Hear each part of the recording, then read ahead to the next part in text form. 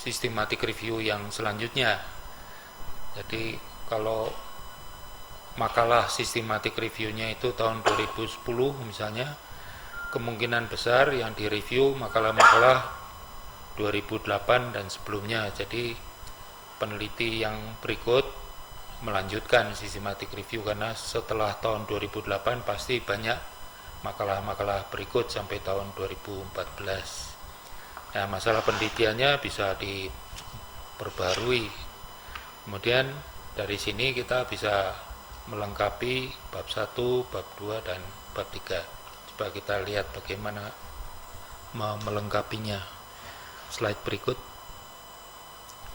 Contoh dari Pak Harrison, topik yang dikemukakan oleh Pak Harrison pada awal adalah model supervisi yang sesuai dengan kondisi daerah sehingga pelaksanaan program kesehatan dapat tercapai secara efektif dan efisien. Nah, pernah juga dalam komunikasi dikemukakan bahwa program kesehatan yang dimaksud adalah program KIA, kesehatan ibu dan anak ya. Tapi ini fleksibel, dapat program apa saja. Jadi kalau kita melihat bagan HAF, jadi Human Resources Action Framework, dan bagan Health Workforce Development, coba kita lihat nanti akan terlihat di mana letak dari topik Pak Harrison.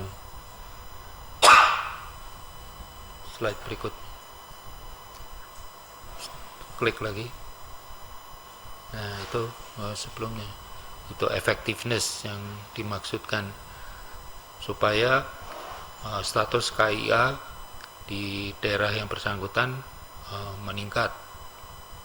Jadi angka kematian kesakitan ibu dan anak menurun. Supaya itu dapat tercapai, diperlukan pelayanan kesehatan yang lebih baik. Ukurannya atau indikatornya adalah equity, effectiveness, efisiensi, dan accessibility. Nah, Pak Harrison ingin fokus pada effectiveness. Nah, supaya ini dapat tercapai, diperlukan tampil kerja yang lebih baik dari nakes, dari tenaga kesehatan. Dan ini berarti bahwa area-area intervensinya yang berkaitan harus diperhatikan dalam perencanaan dan pelaksanaan. Nah, slide berikut.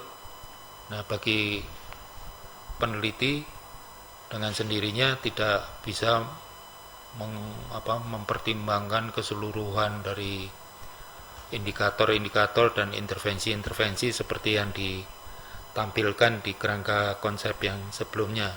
Jadi dia fokus pada salah satu indikator, mungkin bisa lebih dari satu indikator, kemudian dikaitkan dengan atau intervensi lalu dikaitkan dengan indikator tampil kerja. Jadi misalnya dikaitkan dengan availability, competence, responsiveness, dan productivity. Coba diklik lagi. Nah, di situ ada supervisi dan bisa dikaitkan dengan salah satu, misalnya productivity atau lebih dari itu. Coba kita lihat lebih lanjut. Nah, ini kata kuncinya, jadi ada supervision, ada performance, ada health workforce. Kalau ini kurang berhasil bisa human resources atau health workers. Dan kata-kata kunci ini kita coba masukkan di kotak cari search box itu di situs-situs systematic reviews atau juga di open source journals, di jurnal-jurnal yang sudah dibayar juga bisa, karena UGM dan pemerintah Indonesia sudah membayar untuk akses ke jurnal-jurnal ini. Nah, ini contoh-contohnya situs-situs untuk mendapatkan makalah-makalah systematic review. Coba Anda nanti bisa coba sendiri. Slide berikut. Nah, kebetulan Pak Harrison sudah menemukan salah satu jurnal, makalah systematic review, tapi di sini istilahnya integrative review. Dan memang systematic review juga mengintegrasikan makalah-makalah empirik yang ada, kemudian disintesis. Dan maksudnya untuk mengidentifikasi mekanisme dari supervision dan juga dari diklat dan mentoring, bagaimana itu terkait dengan outcome-nya macam-macam mereka dapatkan dari makalah-makalah empirik. Saudara nanti dapat klik full text-nya, jadi Moran dan kawan-kawan menulis makalah review ini. Slide berikut. Nah, di kesimpulannya atau di temuannya mereka menulis gini, bahwa dari 43 makalah yang terjaring atau yang setelah dijaring ditapis, 43 makalah tersebut mengevaluasi strategi pendukung untuk tenaga kesehatan di daerah pedesaan dan terpencil. Jadi sesuai dengan topik dari Pak Harrison, topik awal tadi, yaitu kaitan antara supervisi dengan performance.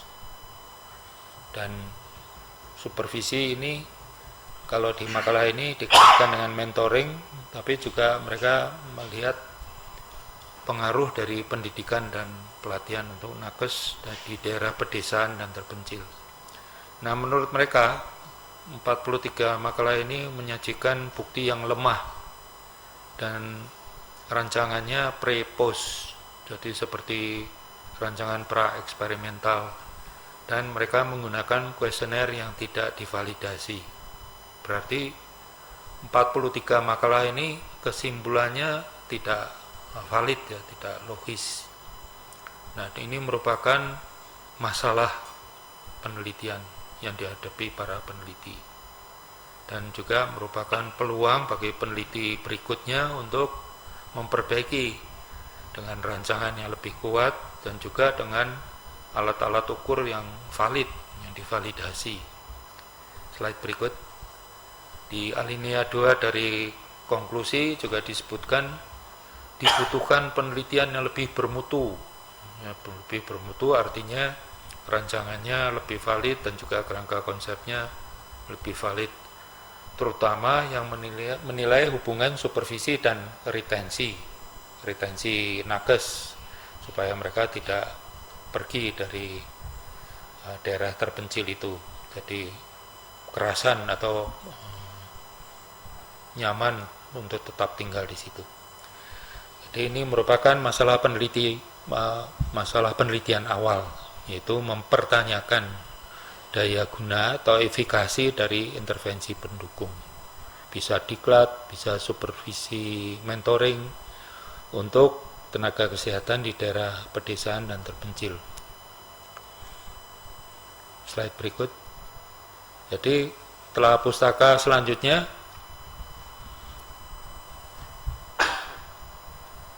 berarti ada systematic review yang berikut, karena Moran dan kawan-kawan menelaah makalah-makalah empirik tahun 1999 sampai 2012. Berarti Pak Harrison sekarang mempunyai tugas untuk mengumpulkan makalah-makalah empirik tentang topik tadi mulai dari tahun 2012 sampai sekarang. Nah, kalau ingin komprehensif, ya kita bisa meniru cara kerja mereka dengan mesin-mesin pencari makalah-makalah ini. Kemudian terjaring, lalu ada kriteria inklusi, makalah mana yang akan ditelaah, kemudian masing-masing ditelaah, critical assessment, kemudian disintesis, yang bermutu disintesis, kemudian disimpulkan.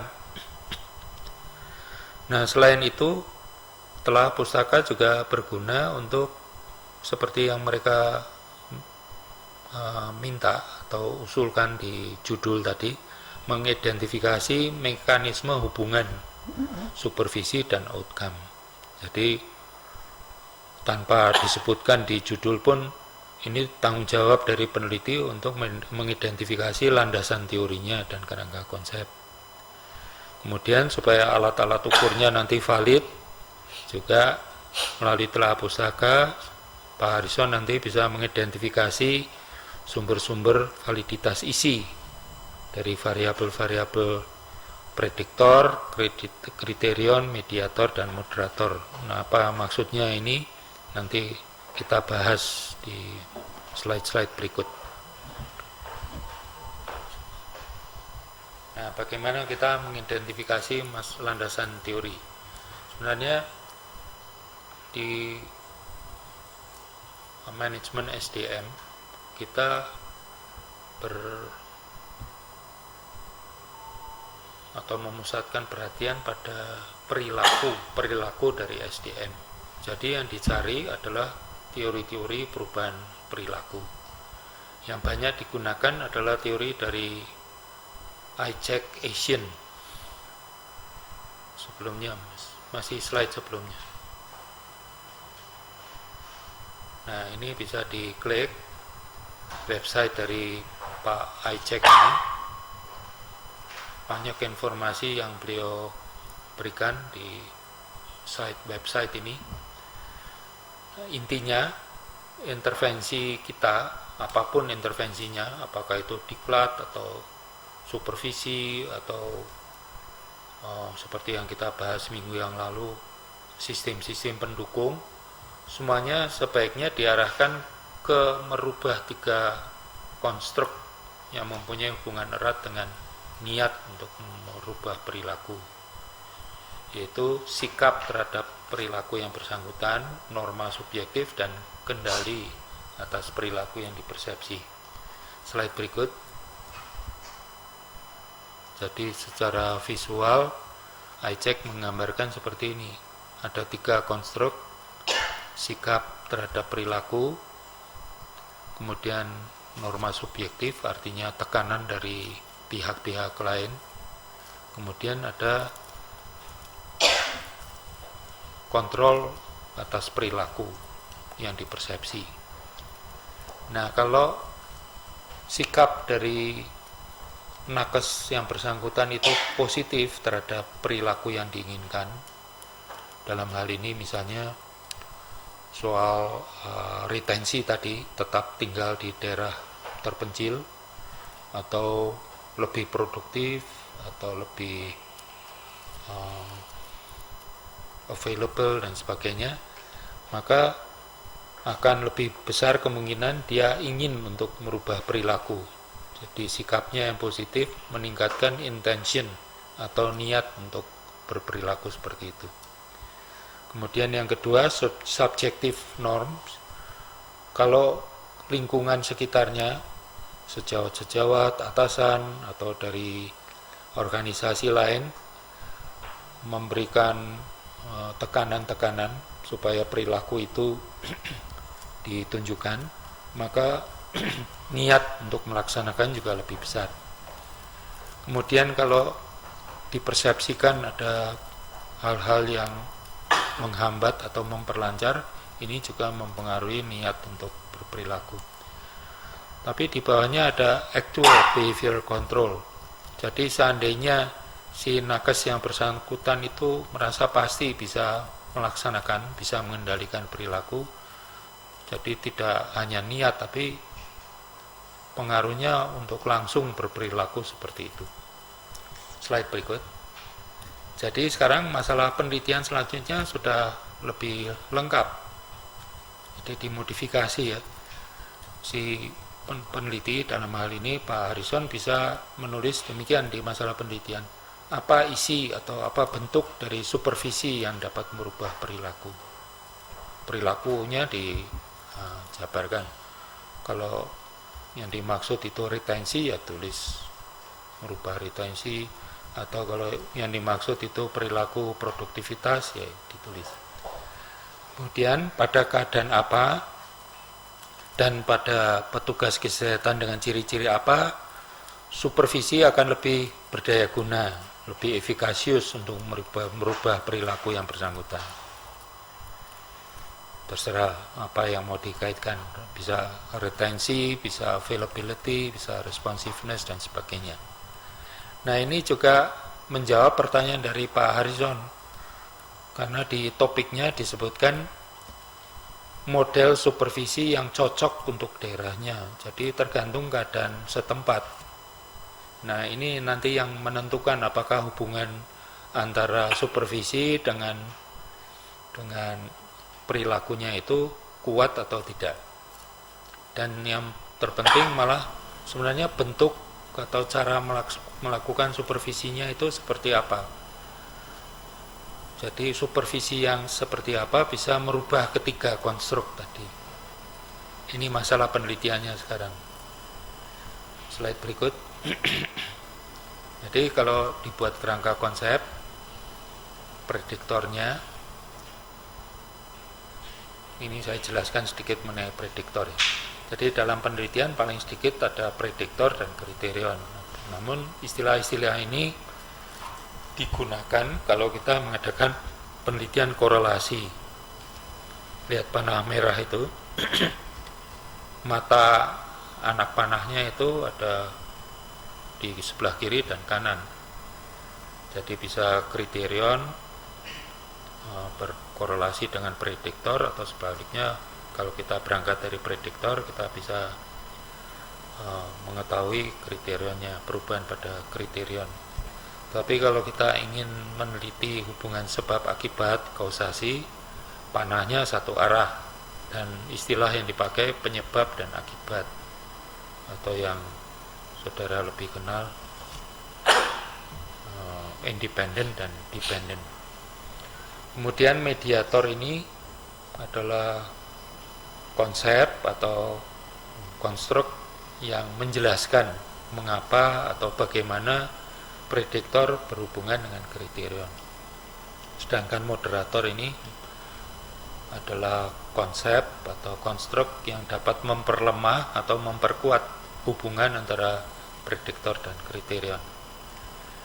Nah, ini kita lihat gambarnya itu dalam elips-elips yang menunjukkan bahwa baik prediktor, mediator, kriterion, moderator ini masih laten, belum operasional, belum bisa diamati. Jadi perlu dijabarkan menjadi variabel-variabel. Jadi misalnya di gambar ini prediktor dioperasionalkan menjadi 3 variabel. Itu seharusnya V1, V2, V3 itu harus dikoreksi. Kemudian mediator mungkin harus dioperasionalkan atau dijabarkan menjadi 2 variabel. Kriterion mungkin lebih dari 2, moderator juga, dan moderator bisa lebih dari 1. Misalnya ciri-ciri nakesnya berupa umur atau pengalaman kerja atau lulusan mana, atau dari penduduk setempat atau dari luar daerah yang bersangkutan. Kemudian juga situasinya atau keadaannya di daerah tersebut, daerah yang ekonomi kuat, keekonomiannya daerah, tapi semuanya daerah terpencil, tapi ada yang transportasinya lebih lancar dibandingkan yang lain dan sebagainya. Jadi apa yang bisa memperkuat atau memperlemah hubungan antara prediktor dan kriterion. Nah, ini kerangka konsep umumnya. Sekarang kita isi sesuai dengan apa yang ingin diteliti Pak Harrison. Coba slide berikutnya. Jadi di prediktornya adalah supervisi. Nah, ini konsep masih harus dioperasionalkan. Jadi supervisi ini mungkin ada variabel-variabel berapa kali, isinya apa, siapa yang melakukan, cara melakukan supervisi, bagaimana. Kemudian supervisi ini berkaitan dengan perilaku. Terserah Pak Harrison ya, ingin meneliti perilaku berupa retensi atau availability atau produktivitas dan sebagainya. Ini pun harus dijabarkan menjadi variabel-variabel. Kemudian 3 konstruk dari ICEC gitu, ICEC Asian ini sebagai mediator. Dan Pak Icek ini sudah membuat instrumen-instrumennya, jadi memudahkan bagaimana mengukur 3 konstruk tadi. Slide berikut. Jadi bab 2 ada kerangka konsep itu, kemudian setelah itu ada hipotesis-hipotesis penelitian yang sesuai dengan kerangka konsep tadi, dan definisi operasional dari variabel-variabel. Ini kadang-kadang ada peneliti atau mahasiswa S3, S2 yang meletakkan ini di bab 3, tapi sebenarnya ini merupakan hasil dari telaah pustaka. Jadi maksudnya untuk masing-masing variabel yang ada di kerangka konsep ada nama variabelnya, ada definisinya, skalanya, dan juga disebutkan cara pengumpulan datanya bagaimana. Karena ini informasinya semua dari bab 2. Jadi bab 2 menyiapkan si peneliti untuk merumuskan atau menyusun bab 3. Nah, sekarang kita bahas bab 3. Slide berikut. Bab 3 judul besarnya metode penelitian, jangan metodologi ya, metode penelitian. Nah, umumnya atau secara garis besar ada 4 subbab, yaitu rancangan penelitian, kemudian ini B besar ya, metode pengumpulan data, kemudian C besar metode pengolahan data, kemudian metode penafsiran data. Nah, sebenarnya B, C, dan D ini operasionalisasi dari A. Yang penting ini rancangannya bagaimana. Sama seperti merancang rumah. Kalau rancangannya sudah jelas, lalu metode pelaksananya tinggal dijabarkan lebih lanjut, dioperasionalkan lebih lanjut. Nah, kalau rancangan bangunannya tidak logis, bangunannya mudah runtuh, ada angin topan sedikit sudah terbang atapnya, atau ada gempa sedikit sudah tiang-tiangnya sudah bertumbangan. Jadi penelitian pun bisa cepat ditumbangkan kalau rancangannya tidak kokoh, tidak kuat, tidak robust istilahnya. Ditanya sedikit saja sudah hancur, kesimpulannya tidak valid. Jadi rancangan ini jangan hanya satu kalimat atau satu alinea mengatakan penelitian ini menggunakan rancangan eksperimental murni atau menggunakan rancangan cross-seksional, titik, sudah. Sebenarnya yang disebutkan tadi eksperimental murni atau cross-seksional itu nomor 3 yang kaitannya dengan penafsiran data. Dan biasanya peneliti itu sudah gugur di pengumpulan data, seperti yang di systematic review tadi. Alat-alatnya tidak valid, cara pengumpulan datanya tidak valid. Jadi ini yang harus dijaga peneliti supaya pengumpulan datanya valid. Kemudian diolah, kalau ini agak mudah diolah dengan ilmu statistik, teknik-teknik ilmu statistik yang valid. Slide berikut. Nah, kita bahas satu persatu ya. Rancangan penelitian itu menyangkut masalah logika cara bernalar dari metode penelitian. Sedangkan nanti di bab 4 itu rencana, itu masalah logistika. Sebenarnya asal katanya sama, logos. Logos itu apa? Logos itu juru bicara. Logos itu kata ya. Tapi logistik itu lebih digunakan untuk menunjukkan rincian dari pelaksanaan penelitian. Ini nanti di bab 4. Jadi rincian mengenai waktu, siapa yang melakukan, apa yang dibutuhkan untuk melakukan, apa uangnya, budgetnya bagaimana, dan sebagainya. Sedangkan rancangan ini masalah penalaran. Jadi metode penelitian dengan rancangan yang kuat atau robust diperlukan untuk menghasilkan kesimpulan yang valid. Hipotesis-hipotesis penelitian yang disebutkan di akhir bab 2 nanti harus disimpulkan, diterima atau ditolak. Nah, kadang-kadang peneliti terlalu cepat menyimpulkan hipotesis didukung, diterima, sedangkan rancangannya lemah. Akibatnya kesimpulannya tidak logis, tidak masuk akal, tidak bisa diterima. Kemudian kalau ada pertanyaan-pertanyaan penelitian, apakah dijawab dengan cara yang valid? Ini yang dimaksud dengan rancangan. Ini bagian yang terpenting dari bab 3, sedangkan bagian yang berikut hanya operasionalisasinya. Slide berikut. Nah, kita mulai dengan rancangan pengumpulan data. Jadi logika pengumpulan data yang valid itu apa? Secara logis, pengumpulan data itu valid kalau peneliti secara konsisten menggunakan alat atau cara yang valid untuk mengumpulkan data dari subjek yang tepat. Nah, kalau alatnya tidak valid, tidak bermutu, tidak berbobot, atau tidak punya otoritas, nanti pengumpulan datanya tidak valid. Nah, kadang-kadang alatnya valid, tetapi penggunanya tidak konsisten.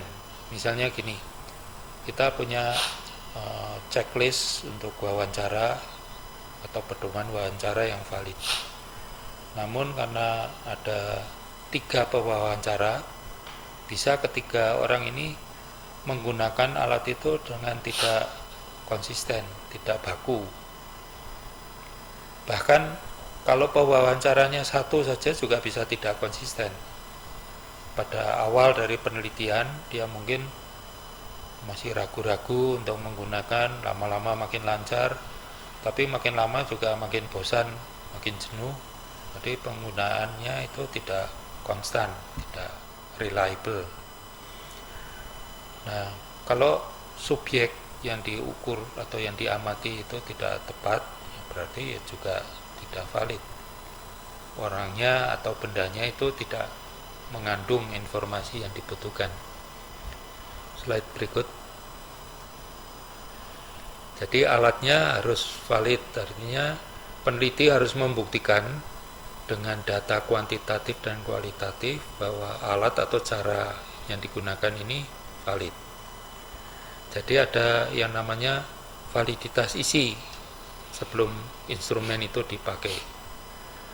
Nah, dari pusaka kita mendapat masukan dari para ahli, jadi namanya validitas asli atau ahli atau expert validity, atau nama lain validitas substansi atau validitas konsep, atau secara sepintas, secara face value alat itu valid.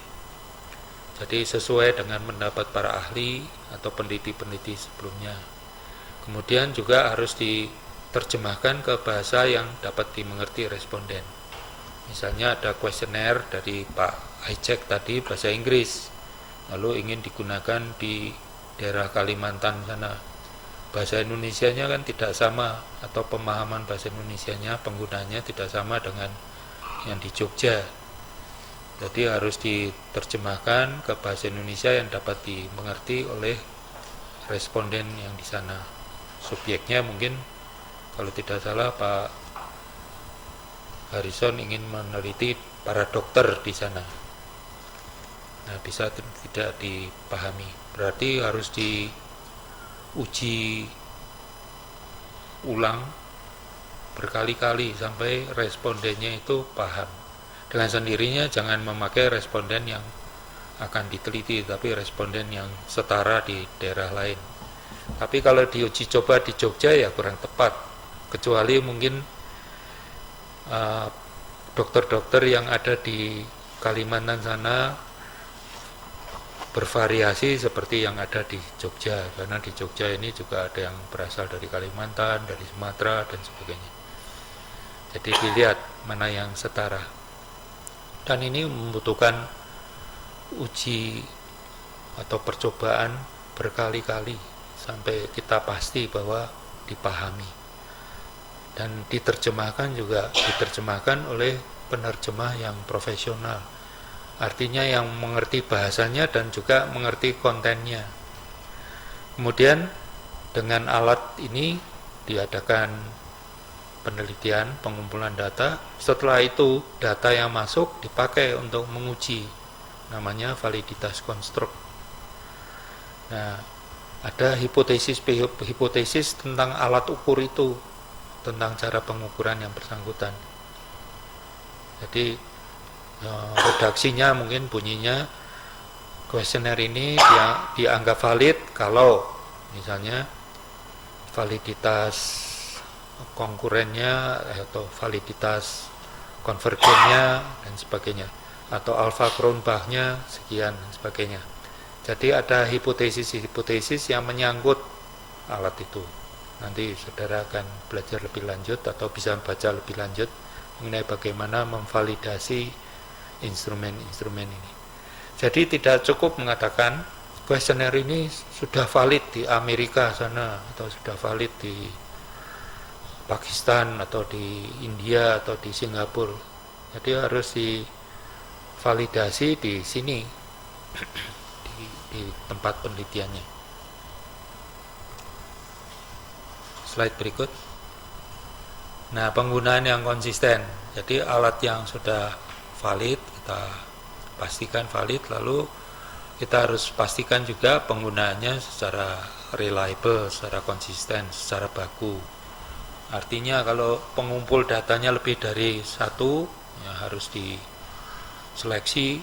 Kalau ini bukan si peneliti sendiri ya, ada asisten-asisten, misalnya ada 3 pewawancara atau 3 orang yang membawa instrumen kuesioner, ini mereka diseleksi dengan kriteria tertentu, kemudian dilatih dan disupervisi. Seleksi ini tidak mudah, karena kadang-kadang kalau misalnya beda jenis kelamin saja, hasilnya akan berbeda. Orangnya umurnya berbeda, sudah hasilnya berbeda. Dan jangan dilepas begitu saja, harus disupervisi. Dan bisa dihitung apakah pengumpulan datanya konsisten. Jadi bisa dihitung kesepakatan inter dan intra pengumpul data. Intra artinya dalam diri satu pengumpul data juga bisa dihitung apakah dia konsisten atau tidak. Slide berikut. Nah, subjeknya juga harus tepat. Subjek, kenapa dipakai istilah subjek? Karena dia yang memiliki data, bukan objek penelitian. Kalau objek penelitian itu dipandang dari sudut si peneliti. Misalnya saya peneliti, saya meneliti meja ini sebagai objek. Tetapi kalau dilihat dari mejanya, meja ini mempunyai data. Jadi meja ini sebagai subjek. Data apa ya? Data ukuran, konsistensi, bau, warna, dan sebagainya. Nah, jadi istilah yang dipakai subjek. Dan kalau manusia biasanya kita memakai istilah partisipan, peserta penelitian. Nah, subjek dengan unit analisis lain. Unit analisis dalam penelitiannya Pak Harrison itu adalah dokter. Tapi informasi tentang dokter ini bisa diperoleh dari atasannya, bisa diperoleh dari dokumen-dokumen tentang dokter itu, bisa diperoleh dari pasien-pasien yang ditangani oleh dokter itu. Nah, mereka ini semua subjek-subjek, tetapi yang dianalisis itu dokternya. Jadi ada istilah unit pengamatan, jadi subjek, dan ada istilah unit analisis. Nah, misalnya kita mengadakan penelitian nasional, mungkin unit analisisnya kecamatan-kecamatan atau provinsi-provinsi bisa, tapi terus diambil rata-rata dokter di sana bagaimana di masing-masing provinsi.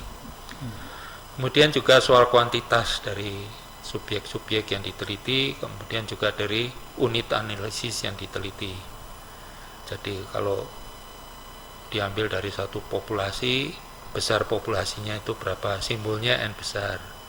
Kemudian diambil secara acak sebesar atau sebanyak N kecil. Nah, walaupun diambil secara acak, jadi tidak ada sampling bias, kadang-kadang sampling errornya besar. Sampling error ini bisa dikurangi, bukan dihindari, dikurangi dengan memperbesar sampel, dengan memperbanyak. Nah, sampling error ini bisa dihitung nanti besarnya error sampling. Slide berikut. Nah, sekarang rancangan pengolahan data. Jadi tergantung dari skalanya, tergantung dari bentuk populasinya, distribusi populasinya, maka ada teknik-teknik statistik. Ada dua teknik, statistik deskriptif, dalam hal ini untuk menghitung kekuatan korelasi. Kemudian kalau menghitung korelasi ini berdasarkan data yang diambil pada sampel, juga harus dihitung besar sampling error tadi dengan uji-uji statistik. Ini namanya ilmu statistik inferensial. Nah, tata caranya harus dipatuhi supaya valid. Misalnya kalau skalanya nominal lalu kita pakai menggunakan t-test, ya tidak valid. Jadi harus sesuai dengan skala, juga harus sesuai dengan bentuk distribusi populasinya. Tapi ini relatif mudah. Yang sulit yang sebelumnya itu pengumpulan data. Slide berikut. Nah, penafsiran data. Jadi apa logika penafsirannya? Apakah peneliti mempertimbangkan ini validitas dalam dan validitas luar? Validitas dalam ini maksudnya sejauh mana kekuatan hubungan ini disebabkan bukan karena variabel confounding.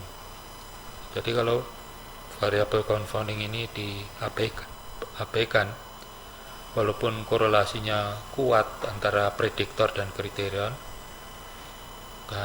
kita namakan korelasinya semu, karena sebenarnya yang lebih berpengaruh adalah variabel-variabel lain.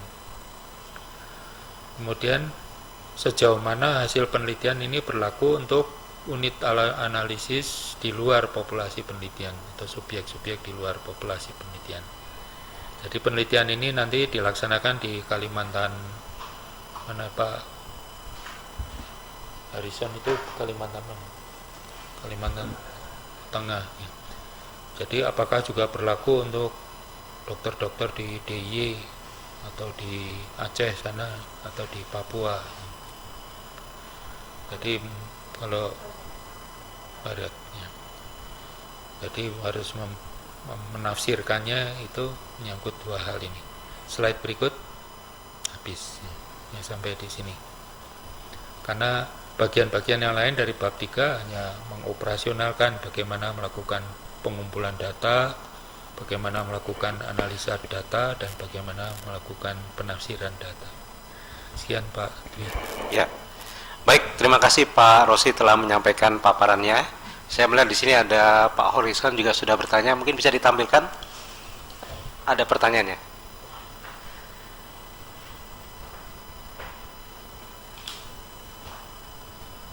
Oh belum ada.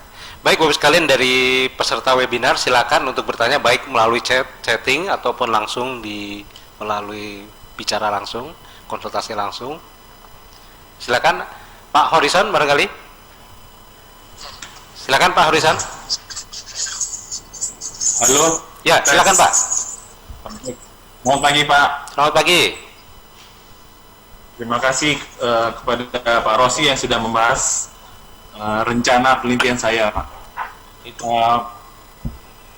Yang saya mau tanyakan, sejauh mana kita membahas, sedalam mana kita membahas landasan teori di bab 1 dengan di bab 2, apa bedanya Pak?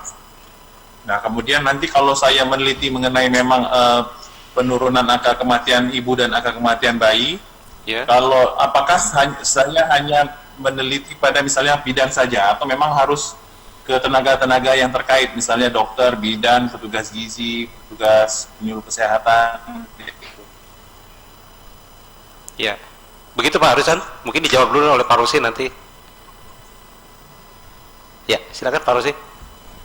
Oke, yang terakhir dulu. Nah, terserah Pak Harrison, apakah ingin meneliti bidan saja atau juga termasuk tenaga kesehatan yang terkait? Karena kalau tidak salah topiknya itu mengenai supervisi, yang disupervisi ini siapa, kemudian indikator yang ingin dilihat itu apa, misalnya retensi dari dokter atau retensi dari bidan. Yang turnovernya besar mungkin dokter ya, yang begitu selesai masa tugasnya langsung pergi.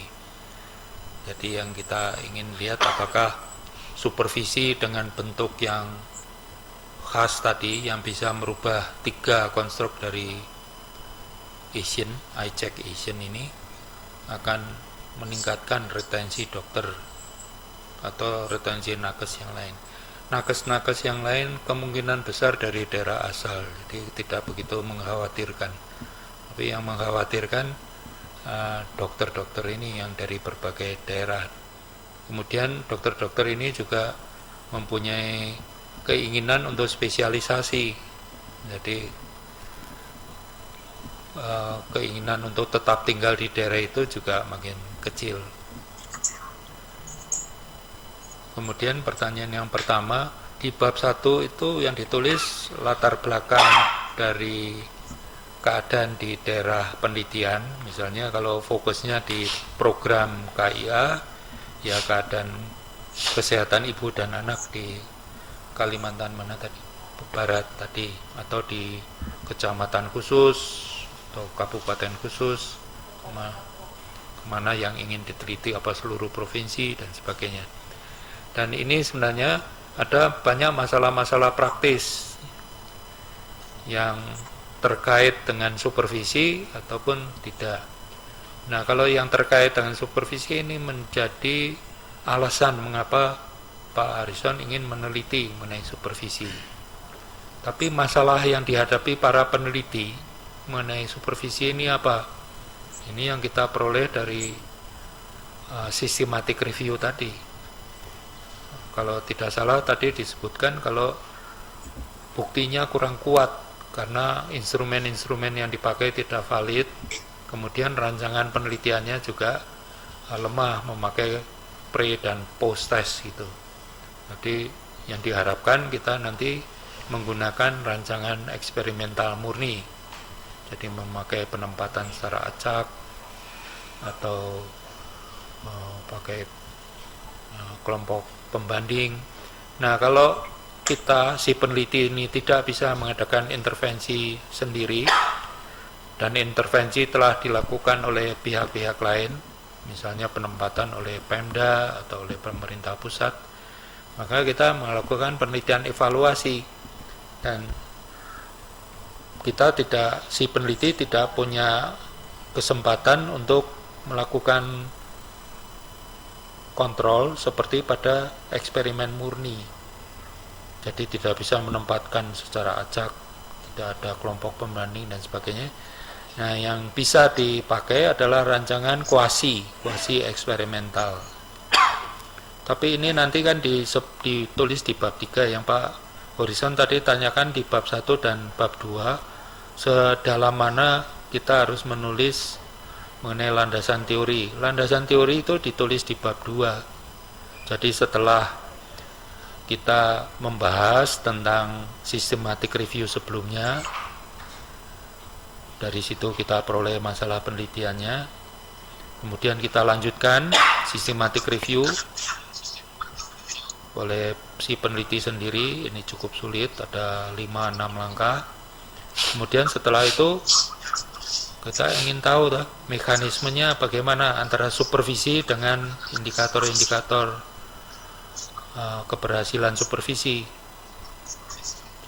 memakai kerangka atau memakai teori apa. Karena ini menyangkut perubahan perilaku, kita cari teori-teori perilaku.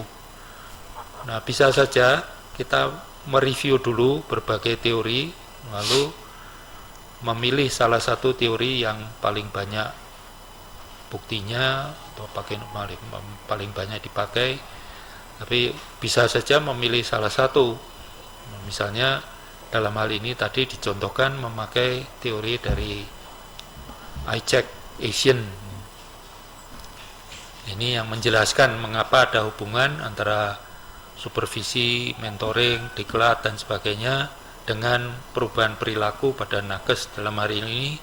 Tadinya retensinya rendah, sekarang retensinya tinggi. Atau tadinya produktivitas rendah, sekarang produktivitas tinggi. Jadi itu dibahas di bab 2. Setelah landasan teori dan mungkin juga penelitian-penelitian yang menggunakan teori ini dibahas, kemudian ada rancangan, ada kerangka konsep, ada hipotesis. Cukup. Baik, Pak Horizon, sudah cukup jelas atau masih ada yang perlu diklarifikasi? Halo, Cukup jelas, Pak.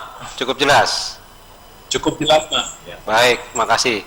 Cuma tadi saya sendiri agak tergelitik dengan pertanyaan Pak Horizon, kok saya khawatir masih mengaitkan dengan langsung kematian ibu atau bayi tadi. Padahal kan kita harusnya tidak langsung, itu terlalu jauh ya, kan? Nah, jadi saya khawatir tadi pola pikirnya itu seolah-olah dengan penelitian supervisi bisa menurunkan angka kematian bayi. Sebetulnya kan itu impact ya atau outcome. Tadi saya khawatir itu Pak Rosi. Jadi kok masih berpikirnya terlalu meloncat gitu. Bagaimana menurut Pak Rosi? Karena di latar belakang misalnya ditulis mengenai program KIA, Ya.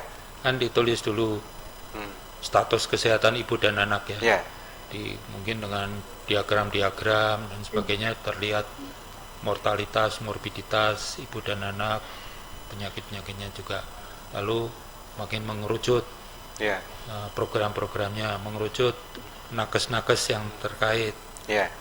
Nah, bisa dia fokus hanya dokter atau dia fokus ke bidan saja. Ya. Jadi ini kayak piramida terbalik, mulai dari umum, ini program KIA, atau secara umum lagi semua program. Ya. Pokoknya membahas mengenai dokter. Tapi kesehatan, status kesehatan di daerah itu bagaimana? Ujung, kalau di HAF itu kan ujung paling kanan. Ya. Status kesehatan. Dan bisa menggunakan indikator-indikator penyakit-penyakit prioritas atau menurut MDG atau apa, atau seperti Pak Horizon, mungkin Harrison ini mungkin ingin fokus ke KIA. Ya. Terserah dia. Ya. Baik, terima kasih. Mungkin ada pertanyaan lain, Pak Rosi. Boleh saya menggunakan systematic review tahun 2013 dari peneliti Indonesia yang saya peroleh dari pencarian umum, bukan dari Cochrane. Ya bisa saja, malah saudara beruntung sudah ada yang melanjutkan. Tapi kalau kita baca di dalamnya, mungkin juga yang direview makalah-makalah 2 tahun sebelumnya. Kalau ini makalah tahun 2013, berarti kan makalah tahun 2011 atau 2010. Dilihat saja.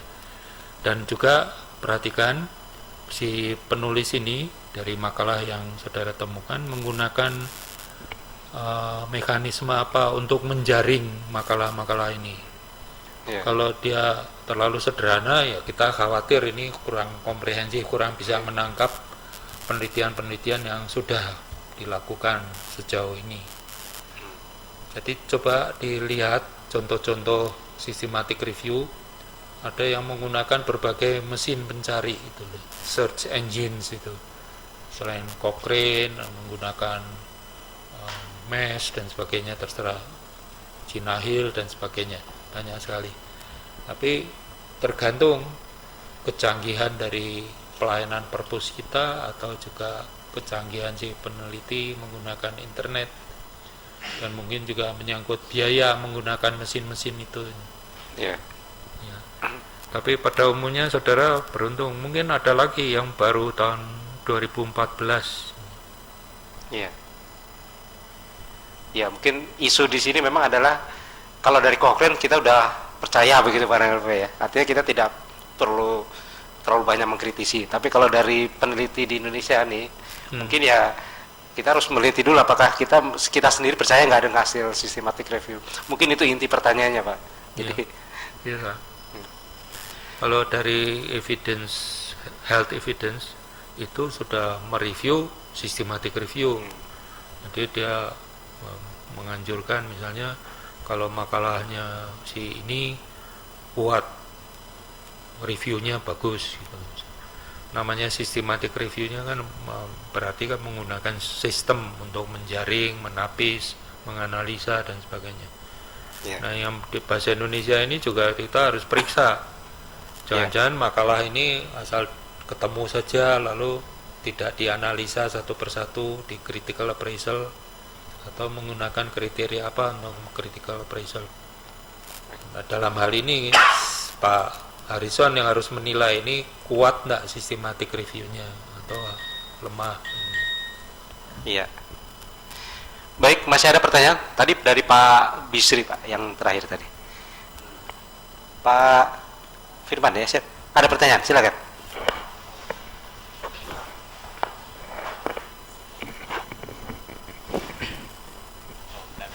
Sudahlah, ini bisa didengar oleh teman-teman.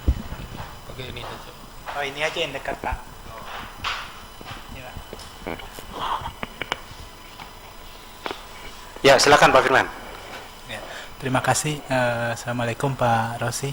Saya ingin menanyakan, tadi disampaikan kalau sebagai dasarnya kita untuk menemukan masalah penelitian itu, katakanlah misalnya kita menemukan jurnal 2010, maka sistematika review yang harus kita angkat berikutnya sebagai ini adalah setelah 2010 tersebut. Saya tadi mungkin ketinggalan, mungkin bisa dijelaskan kembali ini Pak, maksudnya itu. Ya, silakan Pak Rosi. Jadi kita ambil contohnya Pak Harrison tadi. Jadi Pak Harrison berhasil menemukan suatu makalah systematic review yang dibuat oleh Moran dan kawan-kawan. Lalu di sana ditulis bahwa makalah itu diterbitkan 2010. Dan dari makalah Moran ini kita bisa mengidentifikasi masalah penelitian. Artinya para peneliti menghadapi masalah apa tentang topik tersebut, yaitu topik hubungan antara supervisi dengan indikator-indikator keberhasilan supervisi ya. Lalu disimpulkan bahwa dari sekian banyak penelitian, coba slide berikutnya. Nah, dari 43 makalah ini buktinya lemah karena menggunakan rancangan pre-post test saja dan kuesionernya tidak valid. Jadi Pak Harrison sekarang punya masalah penelitian. Kalau dia ingin melanjutkan, dia akan menggunakan rancangan yang lebih canggih ya, misalnya eksperimental murni atau kuasi eksperimental. Kemudian kuesioner-kuesionernya juga akan divalidasi. Coba slide berikutnya. Sini kan ditulis juga kesimpulan Moran dan kawan-kawan, dibutuhkan penelitian yang lebih bermutu. Artinya dengan kerangka konsep yang lebih baik, lebih lengkap, dan dengan rancangan yang kuat. Terutama yang menilai hubungan supervisi dan retensi. Tapi ini masalah sekarang ya, berdasarkan Moran tahun 2010. Nah, kalau kita baca lebih lanjut, dikatakan, coba slide berikut, dikatakan bahwa mereka enggak sebelumnya. Nah, ini makalah-makalah yang ditelaah itu makalah antara tahun 99 dengan 2012 dan 2012. Nah, antara 2012 sampai sekarang kan ada penelitian lebih lanjut. Nah, temuan mereka bagaimana? Berarti kan si peneliti harus cari makalah-makalah yang baru ini, lalu dia analisa. Ya, mungkin mereka sudah memperbaiki ya, mengikuti saran-saran tadi, mungkin meneliti dengan rancangan yang lebih baik, kerangka konsepnya juga lebih lengkap. Terus menyusul tadi menemukan yang baru, critical systematic review, malah dari dalam bahasa Indonesia. Tapi Pak Dwi katakan ya kita harus periksa dulu systematic review ini strong tidak, bermutu tidak. Ada sistem yang mereka gunakan namanya kan systematic review. Sistem yang digunakan baik tidak dan dilaksanakan dengan baik tidak. Tapi sebaiknya mahasiswa S3 tuh belajar systematic review, tidak review yang namanya review naratif ya, narasi saja. Ambil sana sini lalu dibicarakan. Dia harus lebih komprehensif, tiap makalah harus dinilai, kemudian disintesa dan sebagainya. Ini kaitannya nanti dengan waktu bekerja. Misalnya Anda jadi manajer di puskesmas atau di dinas atau di mana, harus membuat keputusan. Nah, keputusan yang dibuat sebaiknya berbasis bukti. Bukti apa? Bukti dari para peneliti. Para peneliti ini penelitiannya valid tidak. Terus peneliti ini kan banyak di seluruh dunia. Jadi harus dikumpulkan, dianalisis, lalu disimpulkan bahwa keputusan ini sebaiknya begini atau jangan lakukan ini. Jadi pembuat keputusan itu sudah dapat informasi, siap pakai. Nah, kemudian Anda melakukan penelitian ini seperti yang di siklus HAF itu, lalu melaksanakan, lalu dievaluasi. Nah, evaluasi dari pelaksanaan keputusan itu sebaiknya dipublikasi juga supaya perbendaharaan bukti makin banyak. Nah, Anda sendiri karena sudah melalui S3 bisa melakukan systematic review juga. Mungkin belum pernah di review, bisa melakukan dan bisa menilai. Yang jelas bisa menilai apakah suatu systematic review itu kuat atau tidak.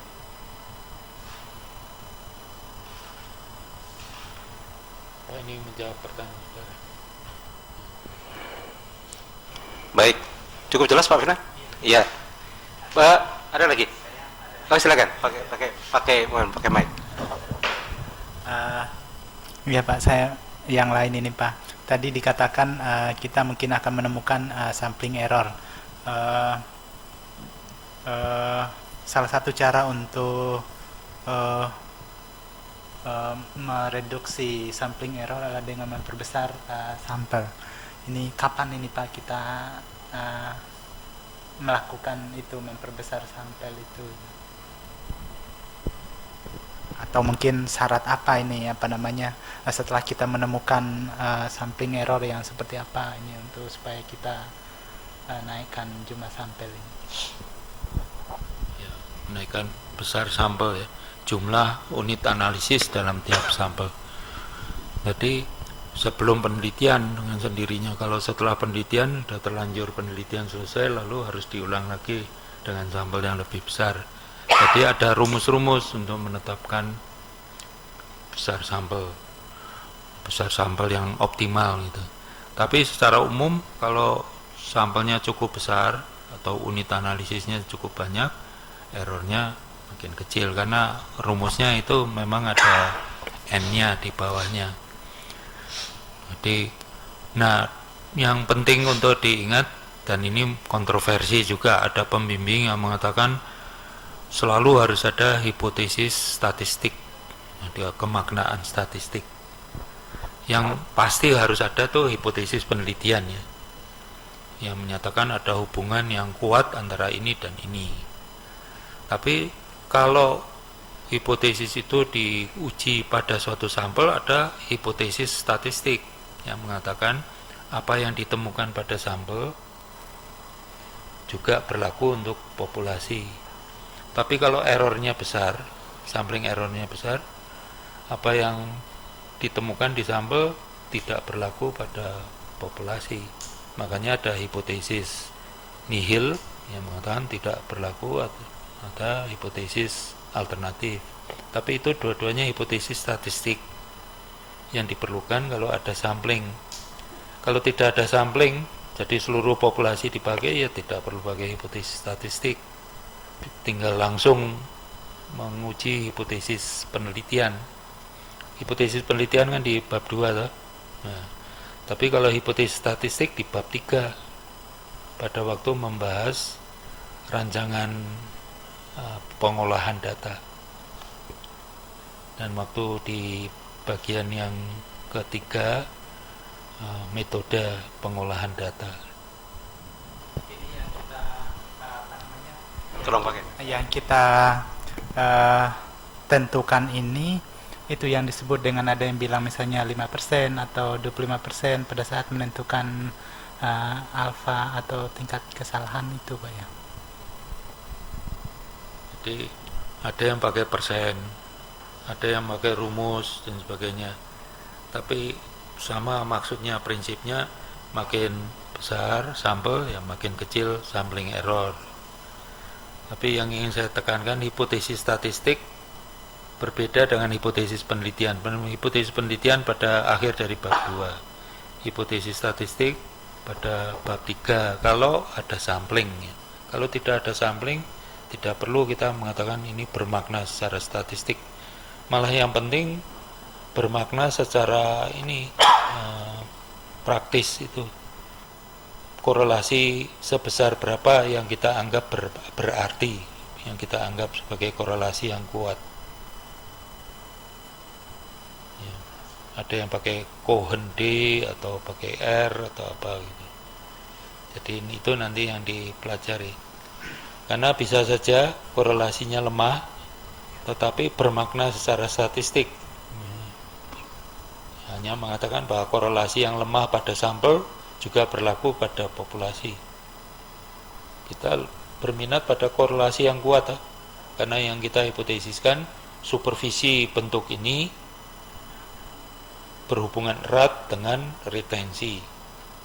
Makin bagus, makin baik penerapan dari supervisi model ini yang akan dibuat Pak Harrison, makin tinggi retensinya. Makin sedikit dokter-dokter yang ingin keluar dari daerah itu karena supervisinya bagus, apalagi dikombinasi dengan insentif dan sebagainya. Tetapi Pak Bisri meneliti pengaruh dari insentif, dan dia lihat di telah sistematik insentif pengaruhnya jangka pendek. Jadi dokter dikasih insentif besar, kasih rumah, kasih mobil, ya hanya sebatas kontrak saja, setelah itu dia kabur. Mungkin diikuti dengan pengembangan karir di daerah, dia tetap bisa di daerah tetapi bisa juga spesialisasi jarak jauh atau sandwich dan sebagainya.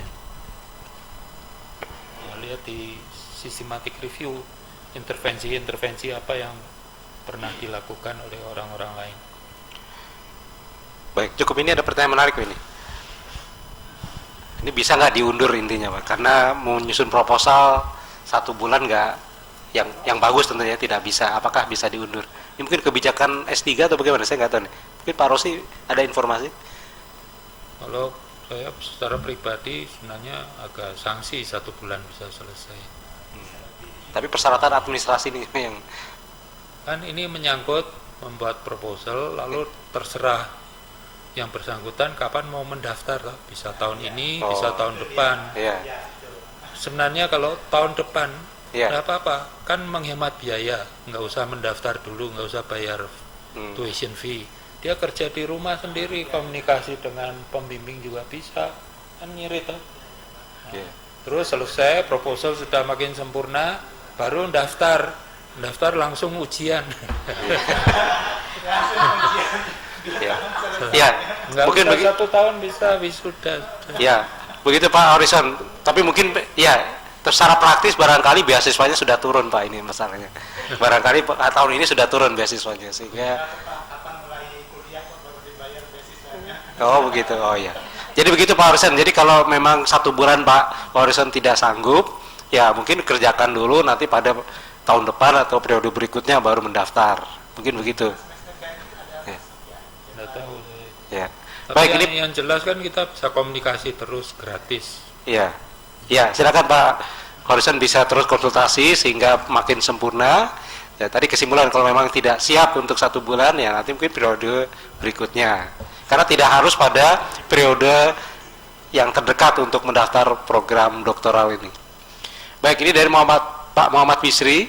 Sesuai dengan penelitian saya menggunakan HRF Framework WHO, oke. yaitu menghubungkan dua konstruk antara dampak distribusi terhadap pelayanan, equity dan akses. Dan saya tambahkan konsep stage for development, yaitu responsiveness dan availability. Jadi bukan untuk peningkatan kinerja melalui supervisi misalnya, tapi dari kondisi eksis dampak program yang ada sekarang. Ini agak rumit pertanyaan ini, jadi hubungan dua konstruk dan ada tambahan lagi. Ya, bagaimana Pak Rosi, ini tampaknya cukup banyak yang akan diteliti ya.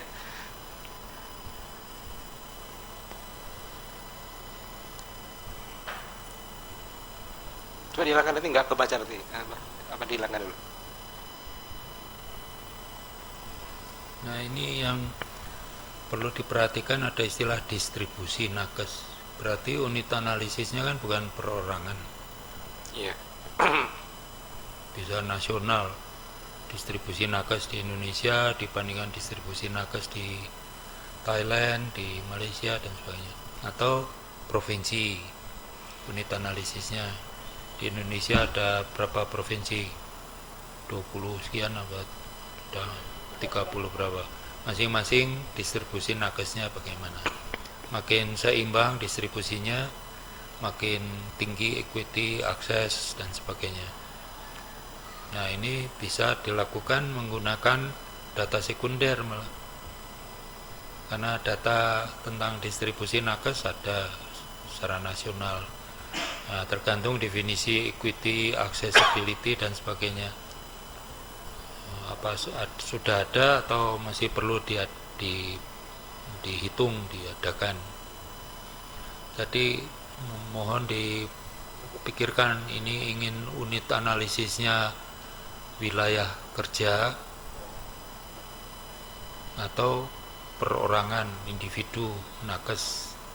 Kalau kita bicara nakes kan bukan distribusi nakes, tapi kemampuan nakes atau latar belakang pendidikannya atau apa, atau terhadap nakes itu dilakukan intervensi apa, seperti tadi ada intervensi berupa pendidikan latihan, atau intervensi berupa supervisi mentoring, intervensi berupa insentif, intervensi berupa apalagi yang ada di, kalau di framework ini pengembangan sumber daya manusia ada 4 intervensi.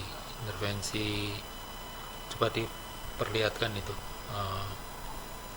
berupa reward, terus ada lifelong learning, terus ada apa lagi itu, supervision sama support systems.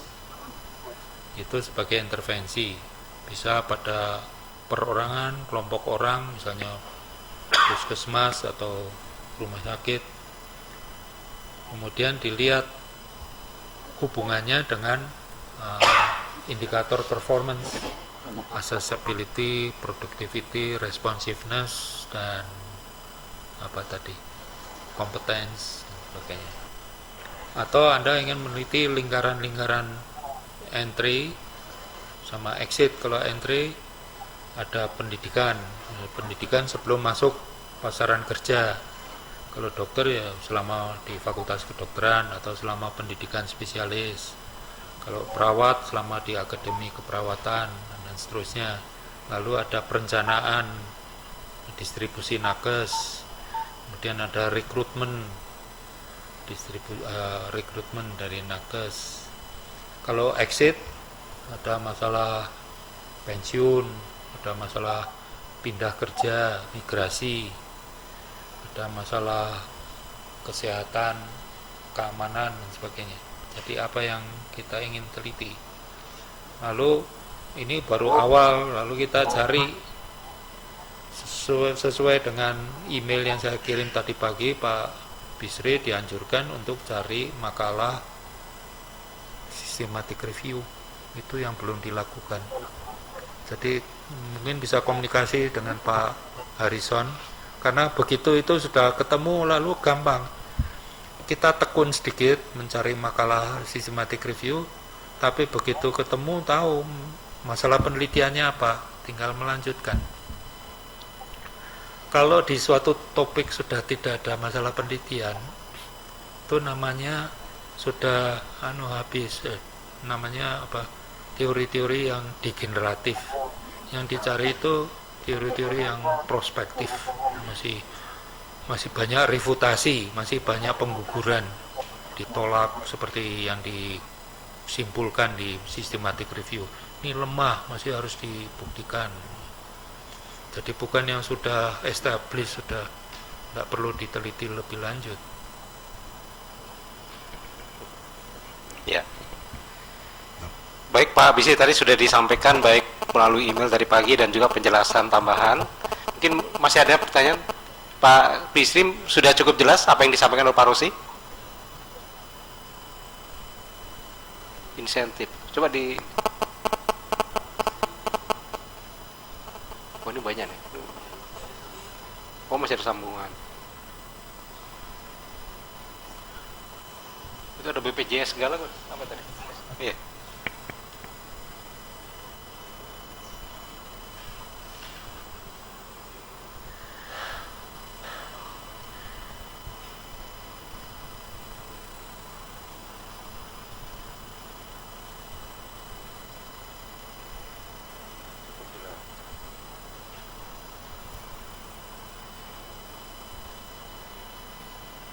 Enggak, yang di atas ini, ya oke jalan nggak masalah. Tapi yang di atasnya ada perkembangan bahwa,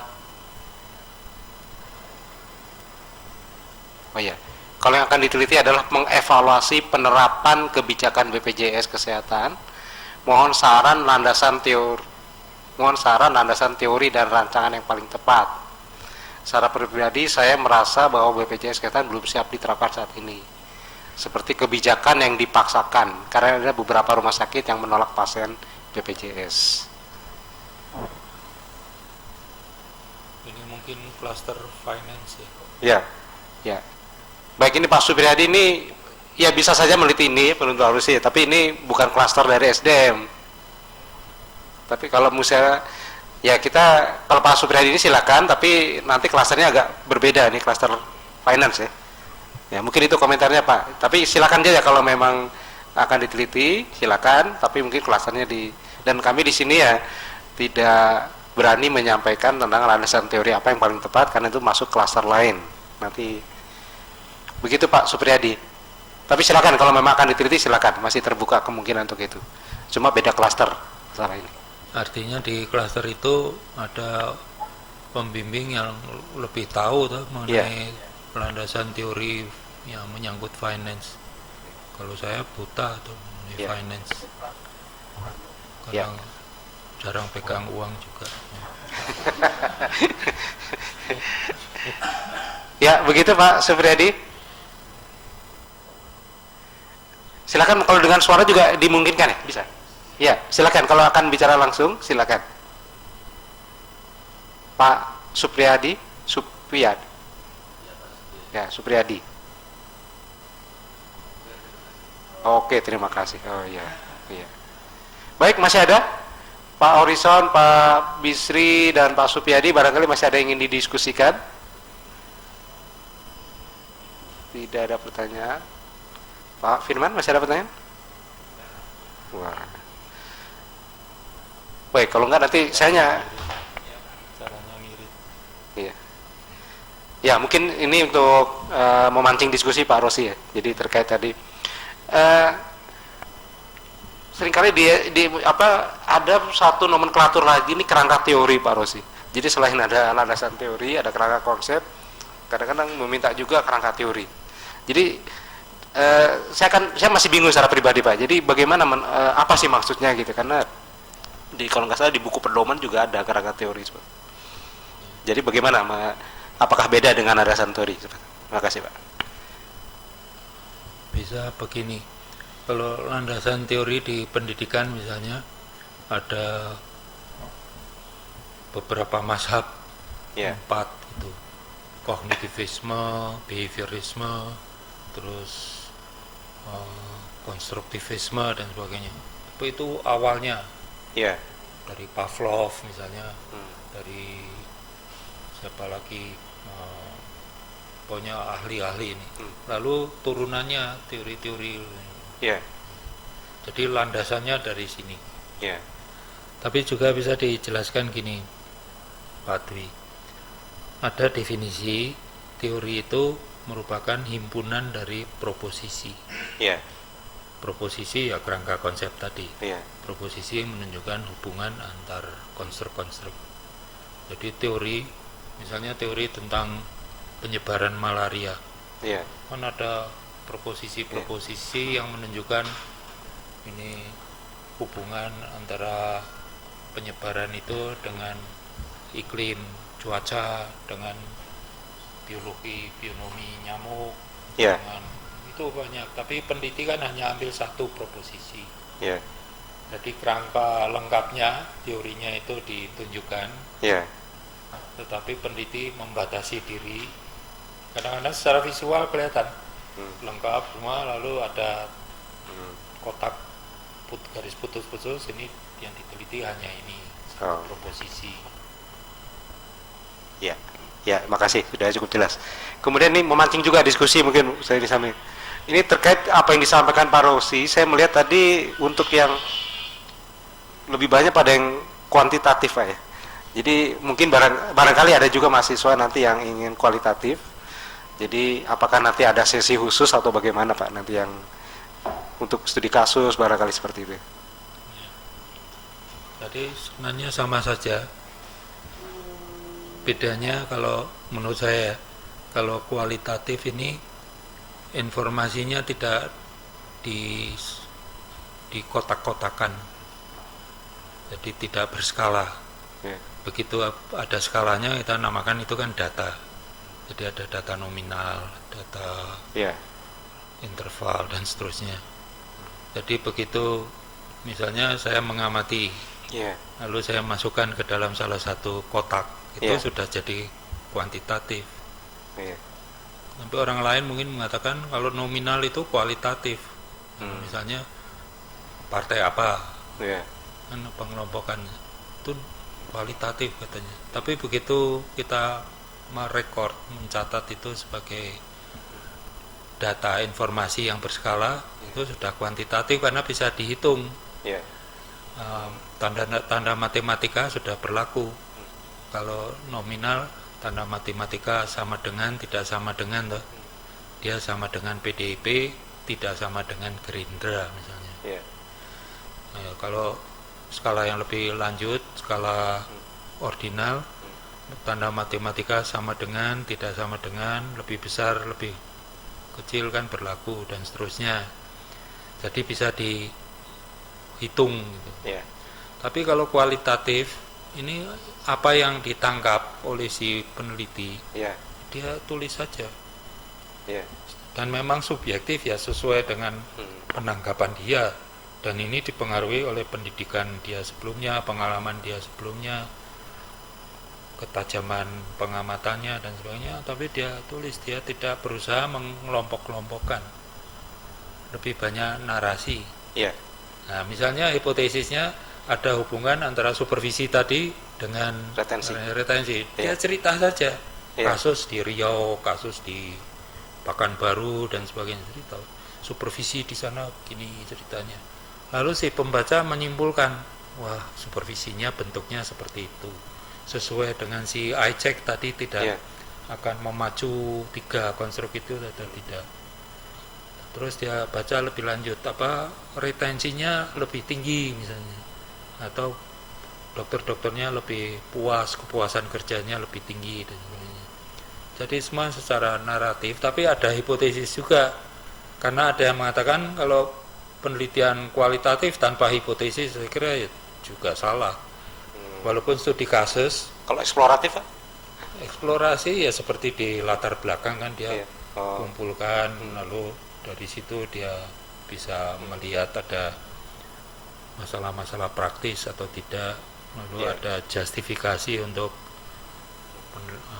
masalah penelitian tidak, untuk melakukan penelitian tertentu atau tidak. Jadi kesimpulannya sebenarnya tidak penting untuk membedakan ini kuantitatif atau kualitatif. Oh. Ini masalah berskala atau tidak berskala. Iya. Keuntungannya kalau berskala bisa memakai rumus-rumus, bisa dihitung, bisa ngitung min dan sebagainya. Sebenarnya buat apa? Rata-rata supervisor menggunakan istilah ini berapa kali, jadi terus dikuantitatifkan. Kalau sebenarnya cerita saja, narasi, dan si pembaca melihat ini yang bernarasi ini siapa. Misalnya yang bernarasi Pak Dwi, lalu lihat kurikulum vitae-nya, pengalaman sebagai peneliti, apakah dia pernah hidup di daerah itu apa tidak. Iya. Kan jadi lain dengan orang yang hanya di belakang meja, Iya. yang betul pengalaman.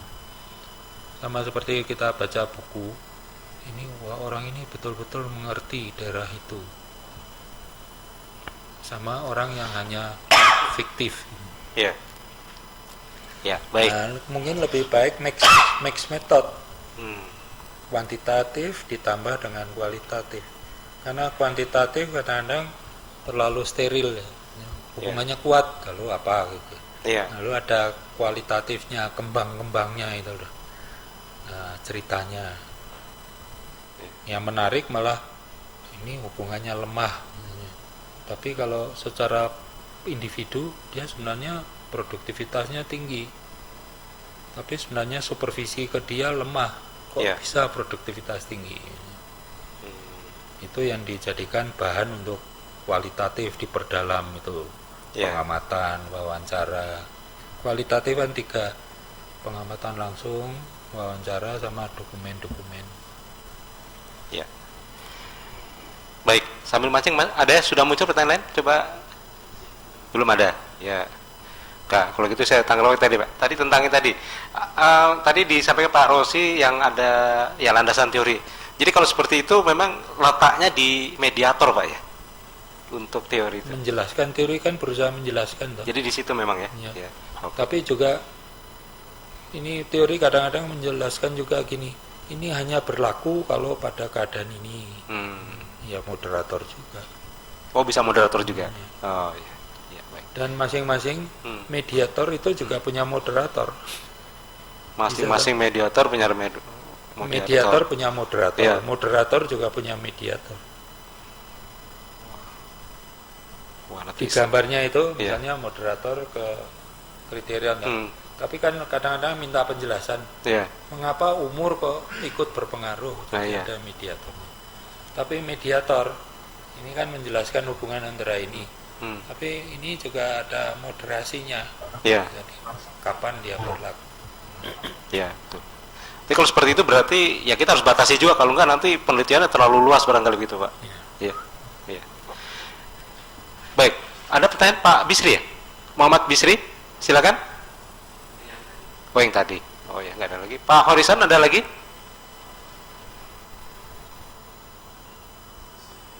Belum. Iya. Pak Supyadi? Tidak ada.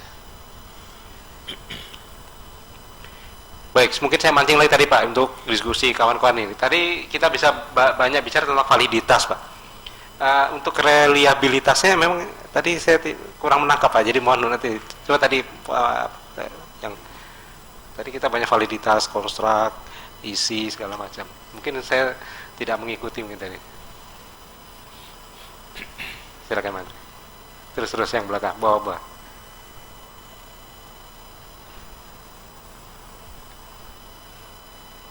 Nah, ini kan Sebelumnya. Oh, sebelumnya ada ya? Ya. Terus penggunaan yang berikut.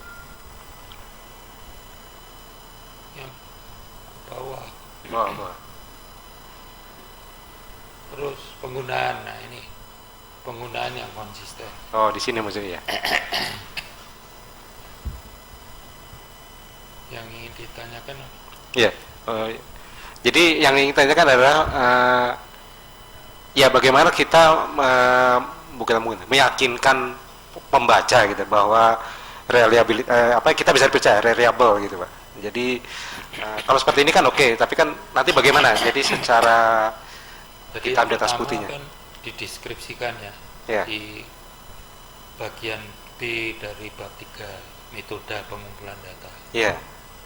Bahwa misalnya ada 3 wawancara yang direkrut, diseleksi dengan kriteria ini, misalnya harus lulusan dari stikes atau yang berusia antara umur sekian Ya. sekian.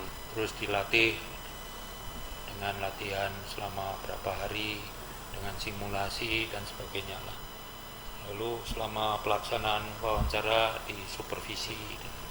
Jadi si pembaca merasa yakin atau kurang yakin, wah ini dijamin ini konsistensi. Tapi dia belum sepenuhnya yakin. Ya. Data menunjukkan konsisten dah. Ya. Dia harus diolah. Ya. Jadi misalnya yang inter ya antara 2 pengamat. Ya. Nah, 2 pengamat ini mau wawancara satu subjek yang sama. Ya. Sepakat enggak ini? Datanya kan ada 2. Ya. Jadi bisa dihitung yang namanya koefisien kesepakatan. Kalau yang intra, Ya. misalnya saya Ya. mau wawancara si A, Ya. besok saya wawancara si A lagi, Ya. konsisten enggak? Kesepakatan enggak? Ada kesepakatan antara hasil pengamatan pertama dengan hasil pengamatan kedua. Kalau yang inter, kesepakatan antara 2 pengamat. Nah itu ada tabel-tabelnya, misal kalau bisa masuk ke blog saya terus di kuliah S2 IPK